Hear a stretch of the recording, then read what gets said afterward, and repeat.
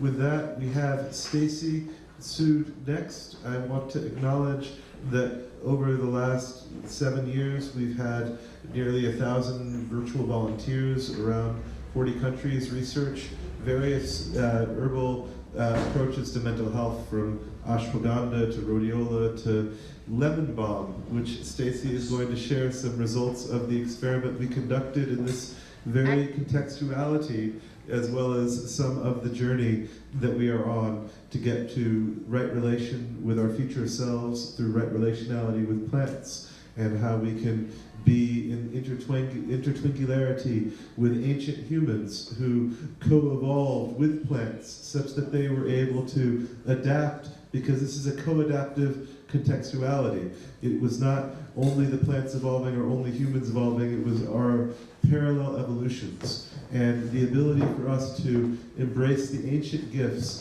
that our ancient humans that came before us co-evolved through is a portal that each of us have in modernity, because all of these ancient humans who were involved in discovering plants that brought them greater consciousness and greater contextuality in their communities, they went on journeys that make our journey possible.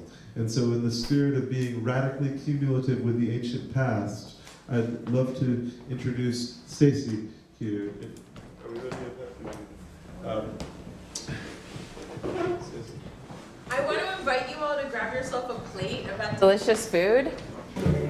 I'm going to start by reading you a story that I think might have some resonance with what Juliana shared. Juliana, right? Yeah, I might have some resonance for you with that. And this story is from Pat McCabe, who some of you might know. She's also known as Woman Stands Shining. She's a Diné artist and activist, and yeah, she paints and she does some other great work as well. I heard this story one time. In this story, it was said that many things have occurred on this Mother Earth over very long periods of time. And many different kinds of beings have been here and are still here now. In this story, it is said that the original collaboration that Earth was meant to be kind of got hijacked into another kind of plan and purpose. The hijackers were disconnected from knowledge. They also had come to a place where they no longer carried a feeling center, or perhaps they never had one to begin with. Imagine living on this stunning, creative, life-filled, magnificent, beautiful Mother Earth. 1 second here.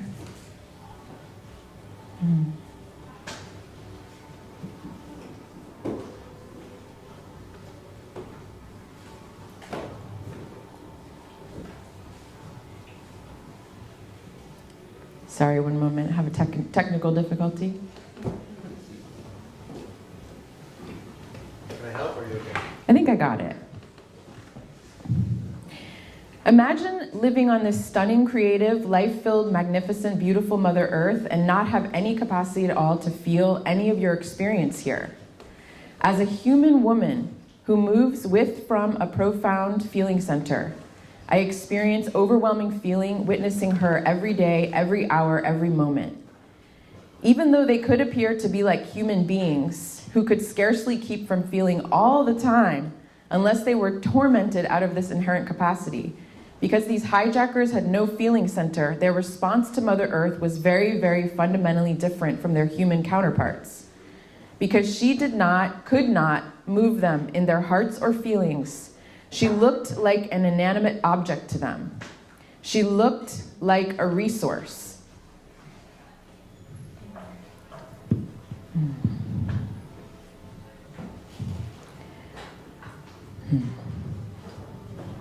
She looked like someone that could be plundered and extracted from. The hijackers in this story were said to be the dominating force, the human beings, the subservient. By and large, the human beings were not even aware of the presence of the other. Interestingly, a phenomenon grew amongst the human beings. As systems of dominance were arranged and put in place over and over again, over thousands of years, as far back as most human memory could feel or travel. Human beings began to be drawn into the hijackers' games. Terrible games of competition were played, and gradually human beings were lured into being competitors in these games as well. The trouble was, over and over again, the human beings had to overcome the obstacle of their heart, of their feelings, in order to have any chance of ever winning. They had to abandon their powerful instinct, their sense of connection to everyone and to all life in order to play.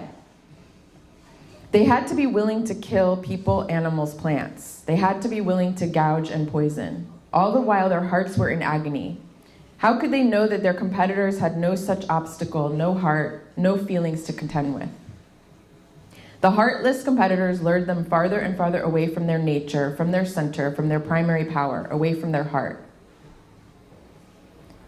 At this point, the human beings began to believe that there was only the games and nothing else on this stunning, creative, life-filled, magnificent, beautiful Mother Earth. They could scarcely remember themselves as anything else other than a winner or a loser of the games. They were terribly vulnerable because their heart, their instinct, their programming still called them to include, to honor, to respect, and to allow their bodies and everything and everyone. It was the way of the interconnected, interrelated interbeing of Earth. They had no way of knowing who to protect themselves from or how or why. They only knew that they longed for something else. A few could still locate that they longed for peace and beauty and harmony.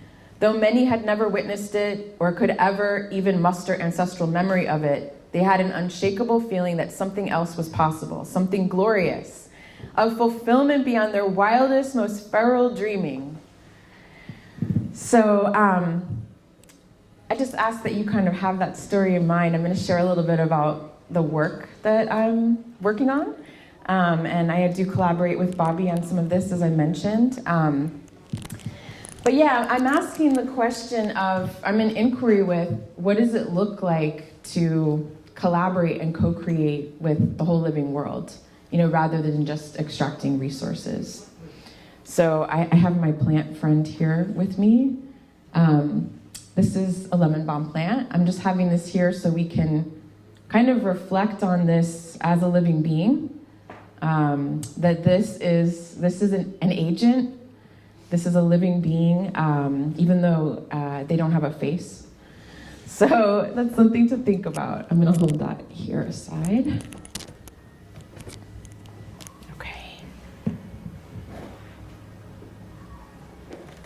All right, and then, okay.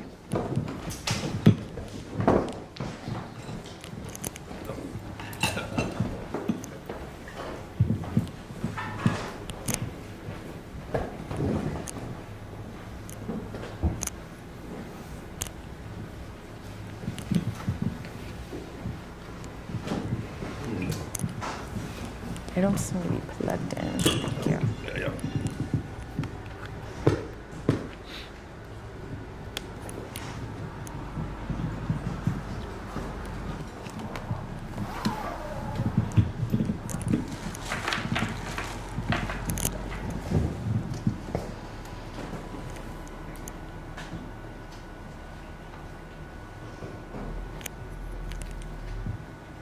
I don't see it yet. Sorry about this. More technical difficulties.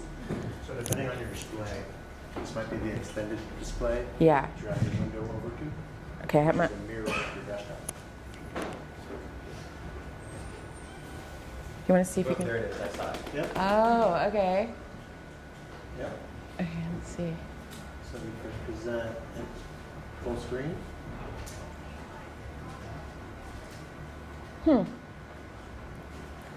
That's interesting. Click.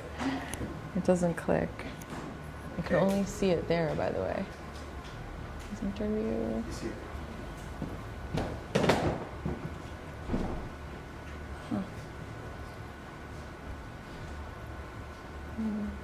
Two. Look at all your tabs. I know.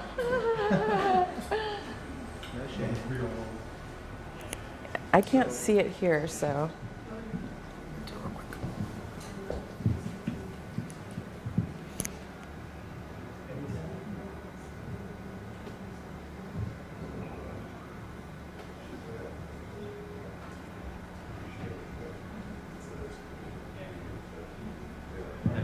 Yay, thank you. Okay, of course I can't.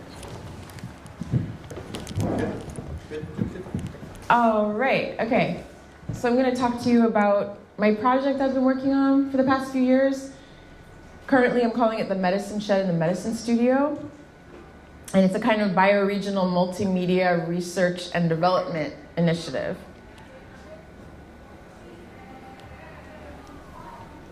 Let's see if this works. No, it doesn't. Yeah? I'm not sure with Canvas exactly how it works, but I can It's- try. Or the right button. It's more like I can't. Wait. Oh, there we go. Okay. All right. Yeah, thank you. So this is my teacher, one of my teachers, Carol Sanford. Some of you might know her. She's kind of an OG in the regenerative movement. She recently left the earth, and she had us all go through a conscious dying process with her. And this is a framework that she uses.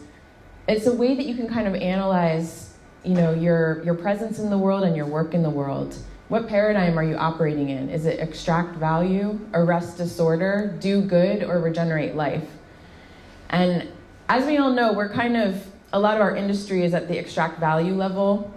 Arrest disorder is when you're trying to kind of stop the bad as best you can, maybe through like your nonprofit. A do good is when you're kind of a step up in offering something back, and regenerate life is when you're invested in co-creating regenerative systems that help to enhance life and help all life thrive.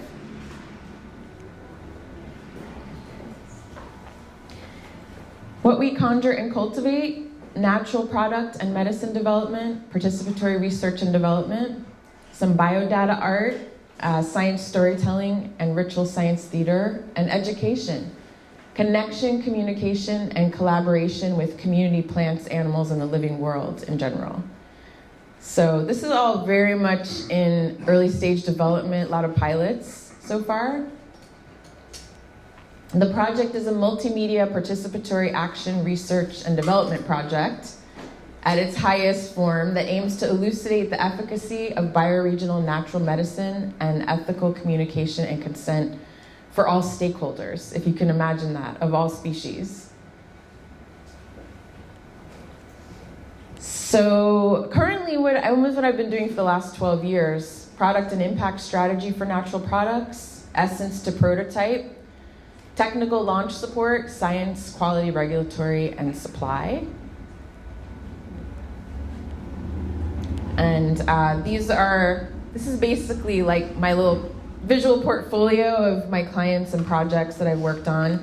There's some traditional healers like Dr. Pratima Raishur, and some medical doctors, and some brands that I've worked with on natural products. So I'm really interested in non-timber forest products. I'm interested in botanicals that come out of the forest and that thrive in the forest setting. And as we know, that's a climate protection opportunity as well. That's because, of course, forests left standing are amazing stewards of our climate, stewards of our carbon.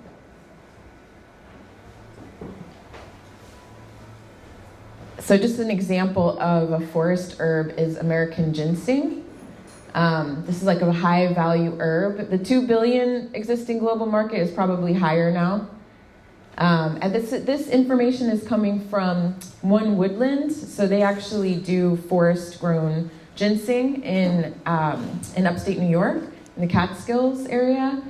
And they actually simulate a wild lifestyle for the plant. So it's better for the plant. Basically, the plants can really thrive in this setting, and you get more productivity and better medicine too. And this is some ecosystem mapping of bioregional supplies. So One Woodland is here as one supplier of like a forest herb. There's also other bioregional suppliers. I'm from the East Coast. So if some of you are looking at this like, well, what does this have to do with local stuff? I mean, this is something that could be replicated here, with your species, but this is coming from like Appalachia, stretching from, New York area down to the southeastern US. And it's one of the most biodiverse regions in our whole country.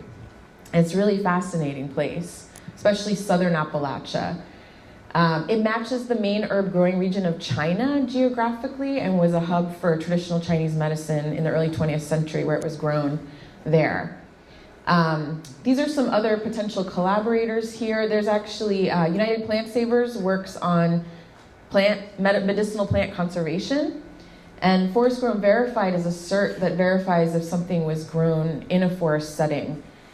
Plant Shoe Botanical Detectives is actually, it's an app where you can keep track of the medicinal herbs like in your own forest, basically. So it's for citizen science, for people to ensure that these medicinal plants are stewarded well and survive with us. As we know, we're in the sixth mass extinction, and I'm sorry, I think with the story I read, and now I know I'm a little bit on the darker side, but I hope you understand that it's because I really believe in what we are becoming, like our potential as humanity and our potential in co-creation and collaboration with the rest of the living world. But yeah, just to say, be honest about kind of where we are in that a lot of these medicinal herbs are endangered or threatened. This is some ecosystem mapping of our plant kin. If you want to think of plants as our family, as part of our family of life. And these are some of the major medicinal powerhouses in Appalachia: golden seal, black cohosh, American ginseng. And Appalachia Sustainable Development is a beautiful org that connects a network of forest farmers all over the region and aggregates their supply so that it's useful for buyers. And this is what I'm really excited to talk about, which is an ecosystem mapping of beyond human relationships. So these are all examples of people who are, or organizations or cultures, which are kind of cultivating a view of plants in their sentience and in their intelligence, which, hey, they don't have a face, right? But, this is a intelligent being according to some latest science. So, it's really interesting to follow. Monica Giagliano is a famous plant scientist who wrote this book she writes extensively about plant intelligence. Thus Spoke the Plant is one of her books. We also have Marguerite Ullman Bauer, who is one of my collaborators. She's an herbalist and she teaches plant communication, and she's a registered nurse as well. This article that's published in the literature is all about indigenous approaches and interspecies listening. This was particularly associated with decolonizing ayahuasca research. And there's several approaches for how you might communicate with plants. So, it's really a stretch for our dominant cultural paradigm, I realize. But of course, many people here understand this, who are stewards of plant medicine and who have strong relationships with plants. So systemic constellations is actually, has anyone heard of this? Has anyone heard of family constellations or systemic constellations? Okay, great. Bobby's heard of it. Tamara. It's an unusual embodied practice that involves kind of like a group sensing through their somatic awareness to gain information about a system. And that system could include the land, it could include plants, it could include animals, it could include your organization or the founders of an organization. And so where I've seen it really, really effective is when there's some kind of a knot or a tangle in your org, for example, and no one really understands what that's all about, but maybe there's something with the founder or something, right? Or maybe there's something with the investors. Doing this process helps to kind of untangle what the dynamics are that are at play. What are the energies and dynamics at play? But it can also help you connect with a plant being, Because you're listening, you're sensing through your body. So sensing is its own epistemology, and when it's done with a group of people, it's sort of verifiable because it's coming from all these different people in their own way. It's a really interesting process. It also has a geometry to it. And I just want to play you this mini talk, very short blurb or speech from Kenny Ausubel from Bioneers. Over the past 2 decades, there's been a revolution in vegetal biology. Science now shows that plants appear to be sentient beings. They perceive light, smell, touch, water, and many more variables than we do. They can learn, remember, and communicate. They exhibit the traits that we associate with personhood. Experimental science has confirmed that plants can see when you're standing next to them and the color of your shirt. They don't have eyes, but they have the same photoreceptor proteins all over their bodies that humans have at the back of the retina. Plants don't have brains, but they translate information into electrical chemical signals in their cells identical to the ones used by our own neurons. A plant may not have a brain, but it acts like a brain, says Narby. The word neuron comes from the Greek for vegetal fiber. Neurons actually look like the cut of the inside of a plant. Research over the past 30 years has illuminated a profound intelligence throughout nature. Dolphins and many other animals recognize themselves in a mirror, long a scientific measure of intelligence.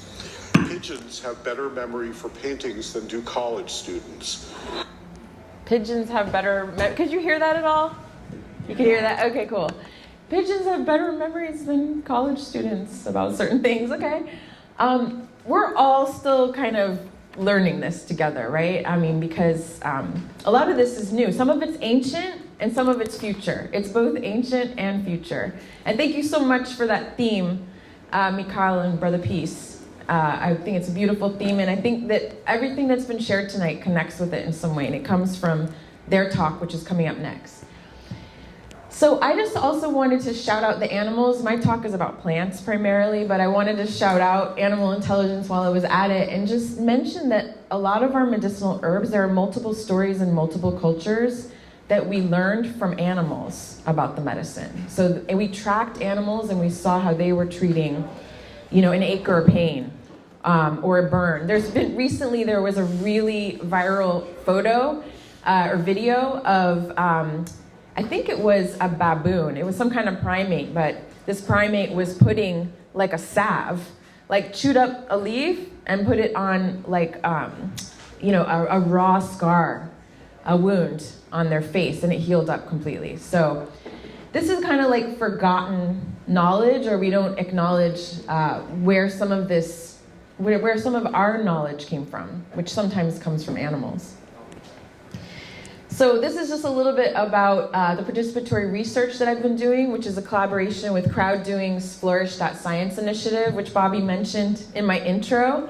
And we did do an experiment here on Sunday. I'm actually not going to share the results that Bobby was talking about quite yet. I'm going to share them in a few days when more of our participants can come. But we did some community research in the back. You're welcome to go and look at our collective lab notebooks back there. We have like before and after people had this lemon balm. They either sat with the lemon balm plant for 5 minutes, and we took their before and after data, or they drank a lemon balm elixir, and we took their before and after data. We also had a placebo in the mix. So we're gonna analyze that together in a few days. But this is like the 4th kind of pilot I've done of this participatory research. So, this video's going. This is a gallery of images. Oops, let me go back one. Sorry. Can I pause this? So anyway, these are galleries of images from 2 past participatory research events that we did. I'm really sorry about the videos going off. So I'll just zip through that because unfortunately the setting needs to be changed on that. But so we did one in June of 2023, and we did one in October of 2023, which Arno participated in. Thank you, Arno. And this is like a data sample that we have that is heart rate variability, brain EEG activity, and a psychological scale data for 2 different participants. So this is one participant on the left and one participant on the right. And this sort of kind of early signal that we're talking about here, just kind of in a storytelling phase about the data, the participant might feel calm, and it seemed to match with their survey. And that's based on heart rate variability and their survey. And after having the elixir, the calm, peaceful, and happy had significantly improved. And for this participant, we found something interesting. So basically, this graph is their psychological state data, and it shows that he did not seem to think he was relaxed, but his heart rate variability indicated he was relaxed. So we just thought that was an interesting, something to explore further about how people think they feel versus what their body says about how they feel. And after having the elixir, the calm, peaceful, relaxed, happy, and friendly had significantly improved. And this is from the October data. So this is relevant for Arno as well, who was a participant. Thank you, Arno. And these are actually keyword analyses. So you can see at baseline, the words that appear multiple times are larger in size. And so we have slightly anxious, introvert, bit. And then post elixir, we have love, plant, feel, better, feeling. So there's some, you can see how the kind of tone changes from before and after. The overall sentiment score as well was at, this, it's like a 6 over here. Let me see, it's like 50% positive, and over here it's 100% positive. So that's like before and after. We also had some co-variables besides the elixir. So this is like a learning process, meaning we had a panel discussion that also happened in between. That will have an effect as well. So we're kind of inviting multiple variables and kind of playing with all of them and learning what we can about them as we go. And more controlled experiments are also possible, but I'm kind of enjoying this concept that Bobby and I have been developing together, that Bobby shared with me several years ago, about kind of entertaining these co-variables, like the placebo effect, for example, or like, a conference happening during your research. This is just a little bit about the stage of development of this project. So we got brainstorming done. We got some brand identity in the works, narrative and story. Structure is still very much being worked out. A little bit of funding, and the launch pad is yet to come. This is like a business model canvas. It's like, how could you make a business model about it? I probably won't go into too much detail about that. When you know how to listen, everybody is the guru. That's a quote from our beloved Ram Dass. And I think it's a beautiful quote because it could apply to plants or animals as well.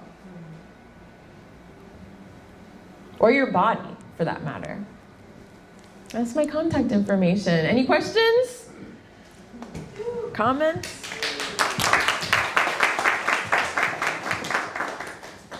I have a question. Sure. As you communed with this lemon balm, did you have any dreams, or did you connect? Did anything come from that, or anything from your writings about her? I can speak to lemon balm more from a somatic, energetic place. I think I have dreamt about lemon balm, like I'm seeing an image that I don't know where it comes from of multiple plants, lemon balm plants all together. We also have some AI art that kind of looks like that as well in the back. You're welcome to check it out. It's kind of like Bobby's vision, and I share this vision too, of kind of these villages or urban centers where people are surrounded with plants that bring peace. Yeah, that's like what this is all about. If you lost me somewhere along the way, that's kind of like the main gist of what I'm talking about.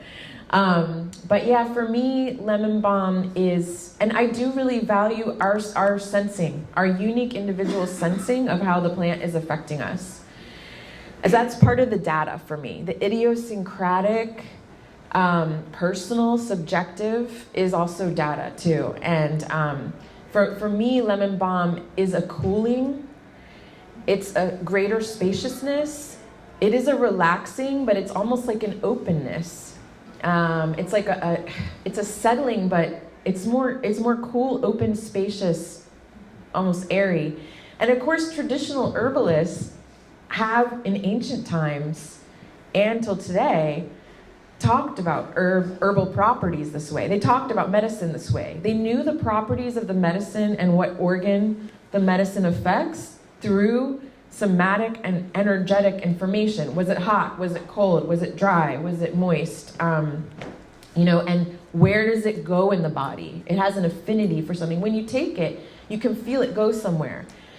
In Europe, lemon balm was renowned, for centuries and centuries and centuries. It's native to Europe, but it did spread around the world, so it's truly culturally relevant for a lot of people. It spread to Africa, it spread to native peoples here on Turtle Island, it spread to Asia, it spread all throughout. So it's very relevant to a lot of cultures. But yeah, I think I don't know ancient peoples personally, but my understanding, or my intuition, or from what what I have heard, what I have read, and then learning from indigenous peoples as well, who have maintained a lot of their ancient culture, that there's this sensing as a way of knowing and feeling, right? So it's kind of it's a epistemology or way of knowing that has been kind of diminished in our dominant cultural paradigm, and animals do it. And plants do it too. So it's fascinating to me to think about what we could do with that if we really embraced it. Any other questions? Anything like mugwort? What's that again? Speaking of plants that make you dream, mugwort. If you haven't explored mugwort at all, my mother, when she gardens, after she pulls a bunch of mugwort, she dreams about it. It's something that she's repeated over time. She didn't realize it until I said, "That's mugwort." And that's what's happening. Yeah. So I was wondering if you explored that. Yeah, good old mugwort. Mugwort was one of my favorite herbs in New York City. I'm a resident of Brooklyn, New York. And when I haven't been spending a lot of time there recently, but when I was living there full time, mugwort is in every vacant lot. Like, it's in every vacant lot in the summertime. And some herbalists have mused that the reason it's there is to encourage New Yorkers to dream more. So it is definitely known for dreaming. There is a belief among herbalists, and I think traditional healers in general, that plants appear where they're needed. So like dreaming could be needed. Sometimes someone has a cancer diagnosis or an allergy, and there is an herb that treats it right there for you. That's the plenty of Mother Earth, right? Mugwort can be also burned as a smudge. So for white settlers, we have to be careful with white sage, for example. It's a very popular smudge, but it belongs to our native peoples of Turtle Island, especially out west here. And, it's part of their biocultural heritage. And I do burn it. I confess, I burn it sometimes, but mugwort is an alternative. It's a very interesting alternative.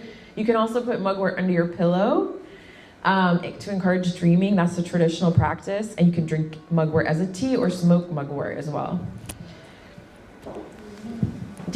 I might pass this around. I don't know if it's helpful, but I think it's a little easier for people to hear. Yeah, thanks again for sharing that. It's beautiful. Hearing the story about the dream and also seeing your experimental data earlier, it kind of begs the questions, are we experimenting with the plants or the plants are experimenting with us?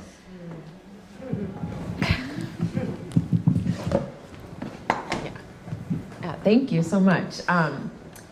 As we know, we're not the only intelligence here. I love us. I love humanity. We are intelligent. We do have a unique intelligence, but plants also have a unique intelligence. So, there's a lot of theories about how we co-evolve with plants. Well, plants are agents as well, right? We don't think of them that way because we mostly think of ourselves as agents and we extract them as a material resource, right? That's how, in our dominant cultural paradigm.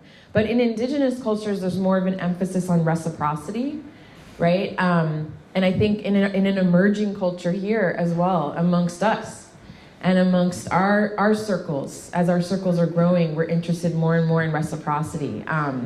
So it's like we give back to the plants as well. I think it could make a lot of sense. Actually, I'll give you an example too. So I sit in circles of people who communicate with practice communicating with plants, right? It is a thing, like people practice this. Like Marguerite Ullman Bauer is one of the teachers in this regard. Some people do it more scientifically, right, with more data, electrophysiology of plants and that kind of thing. And some people do it more through something more subtle. We don't know exactly what it is. Maybe a field. Maybe we're communicating with fields. You know, it's something somatic, perhaps. It's something meditative. So, about plants and us can go into like delta and theta waves, which are associated with dreaming and meditating, mostly with dreaming, sleeping, that kind of thing. So if you match with them, you can get a more clear signal. Plants give individuals information about their own medicine that is different depending on the individual. This is getting more to your point about experimenting. They're telling one person, like so far it doesn't seem like the kind of science we do where we kind of extract knowledge, you know, just for kind of our own benefit in a sense, or for the benefit of humanity, let's say. It feels more like a gift. That's just my experience so far. It doesn't feel like they're manipulating us in an experiment like we would do to animals or plants in the lab. It feels more like they're like, this medicine, for you, Brother Peace, my medicine is for, you know, the digestive system. But then they might tell someone else, and we don't know what all, like our human knowledge, our cultural knowledge and scientific knowledge doesn't know all these different uses yet. So it's kind of a mystery in some cases. Like, yeah, I've sat in a circle where multiple people have gotten different information about where the plant is effective. Now, we do know multiple plants are used typically for multiple different systems in the body. They're not usually just for one thing, but it's interesting how it could be so individual and so unique that it would be different medicine for you than for you. So are they experimenting with us? Perhaps. I feel like they're also gifting us knowledge that is particular to us. Not necessarily so we can run a company, but thank you for that question. Any other questions or comments?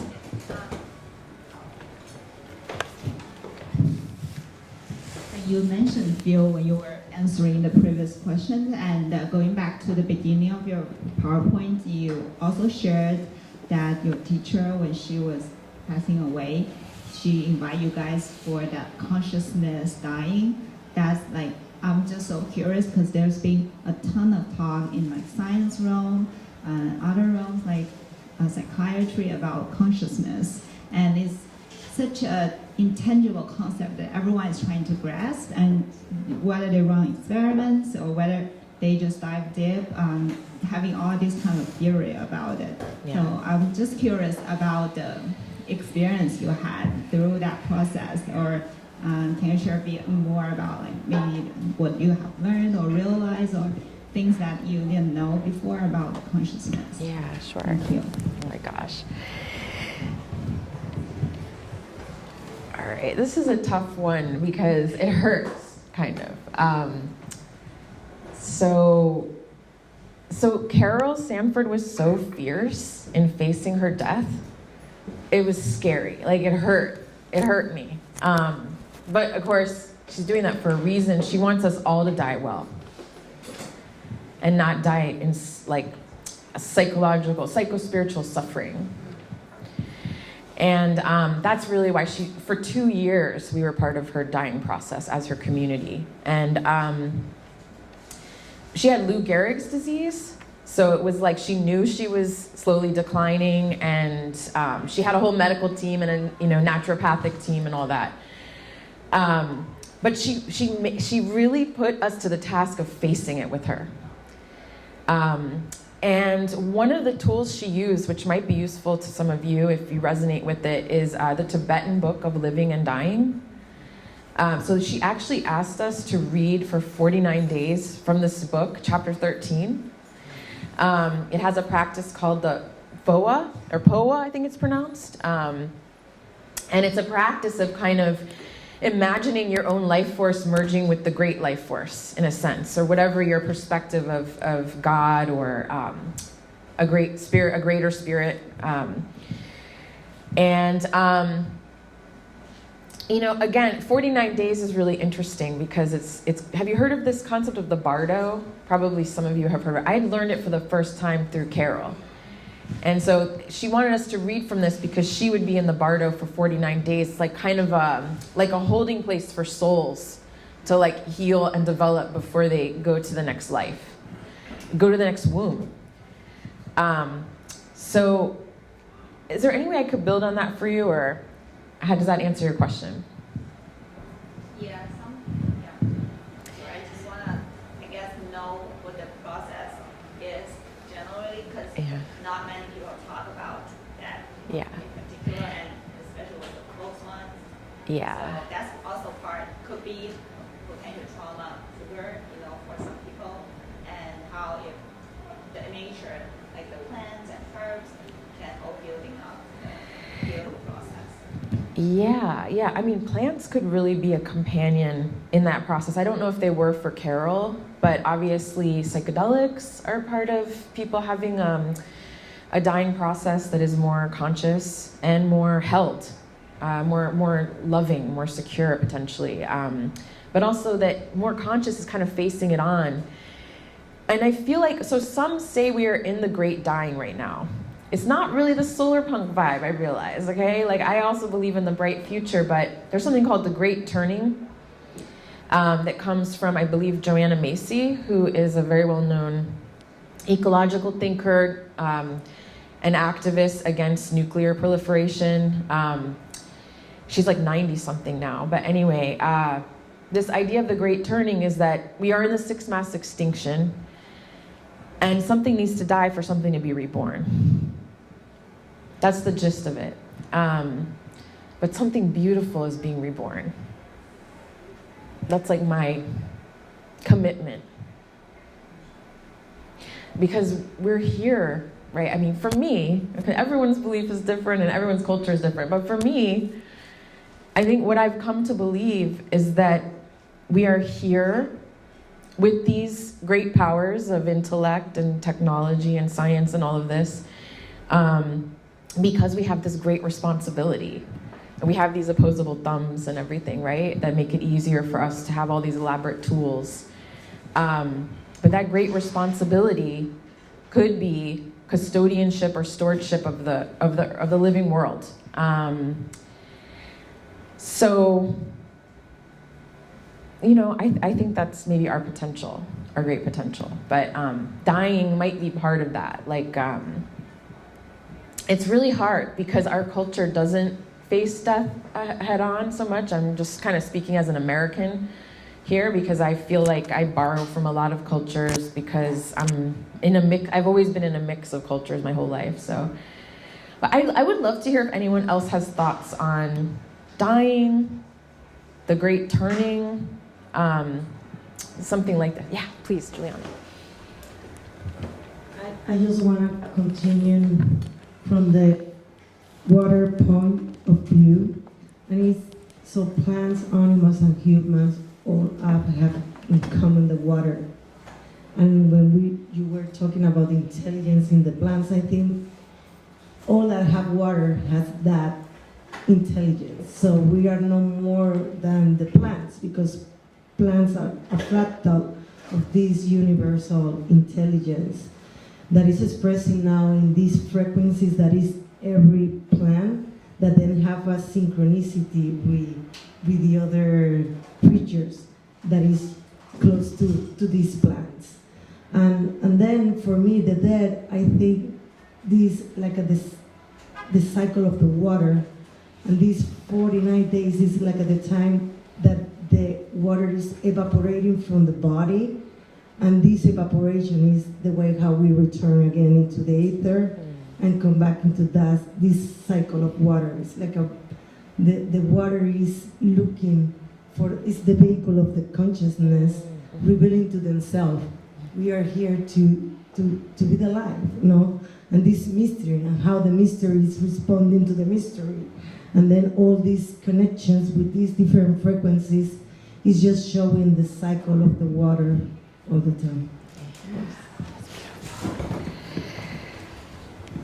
Thank you, that's so beautiful. I also think of water as like a medium or a vehicle for consciousness, right? Anyone else want to add to this conversation? I see Mikhail nodding in the back.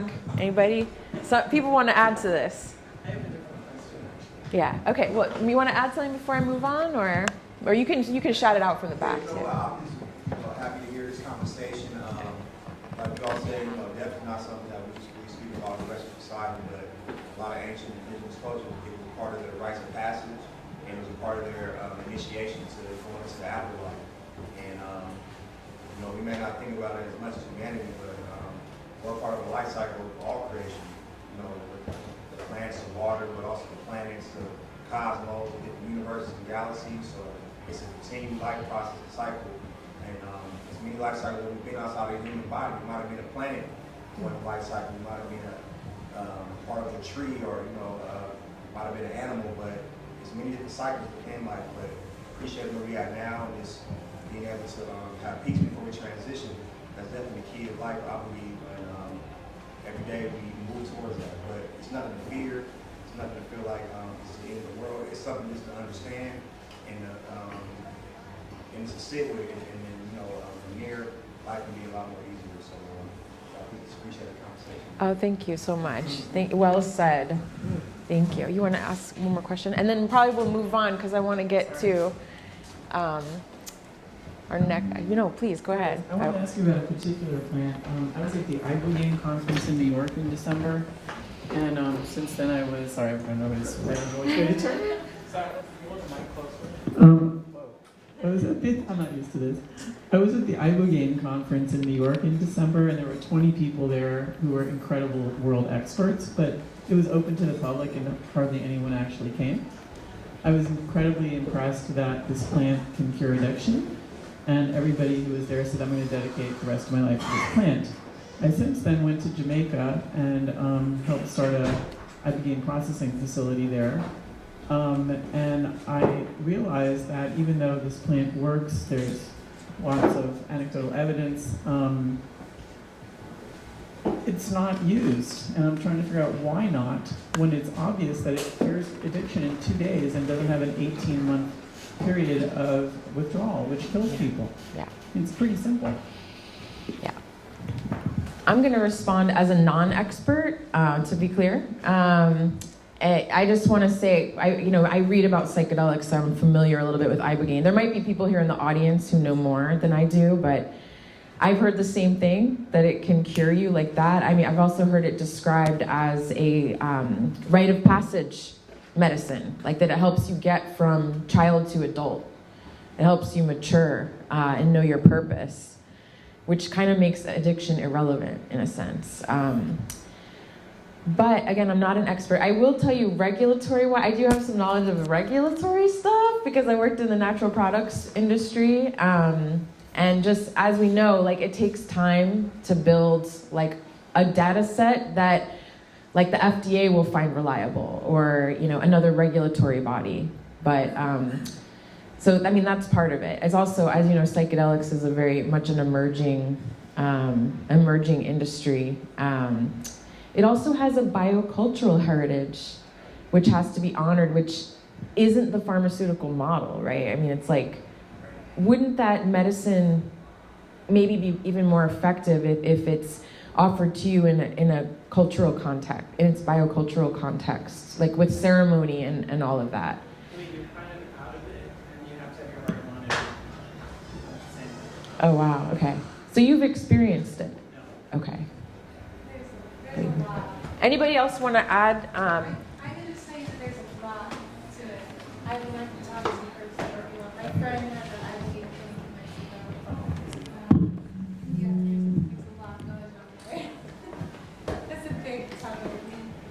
Yeah, I think Mikhail also wanted to say something about it. I agree with you on the culture aspect of a lot of medicine, and outside of the medical term. Ibogaine is like the derivative, of Ebola. Yes. That come from the B2 tribe and their tradition and culture, but that plant comes from that land. That's right. And a lot of plants have been extracted from a lot of indigenous lands and been brought to the Western society for application, but it's not like the full aspect of it. It's not like put into a cultural aspect to it. Well, so you can definitely get the healing from it. That's right. But I think the cultural aspect along goes with it, and so people got doing like ceremonies of that medicine, but I feel like it's something that needs to be studied a little bit more and needs to be understood a little bit more because it's a very psychoactive plant, but it's very deadly too. You can potentially die by using that if you overdose on it or you use too much or you don't know what you're doing while you're using it. It's something that's different from other plant medicines that have different properties in it. So if you're not good in your system and something off with your blood or something, it can potentially harm you rather than hurt you. Rather than help you. So I feel like I know some about it. I do know some practitioners that hold space with it out here in the Bay Area, but it's not something I would advocate for everybody to take it right now. It's something I think we're supposed to get research on. You have to understand the cultural aspect of it, and then once the spirit allows you access to it, you're very respectful and humble and try to do it as naturally as possible. That's what I'm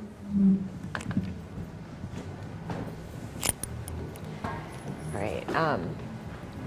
I just want to transition now. Thank you so much, everyone. I can't wait to hear from Steve, Brother Peace, and Mikhail. Here you go, Bobby. Thank you so much, Stacey. I'd like to have us put a hand up for Stacey. Sude, thank you so much.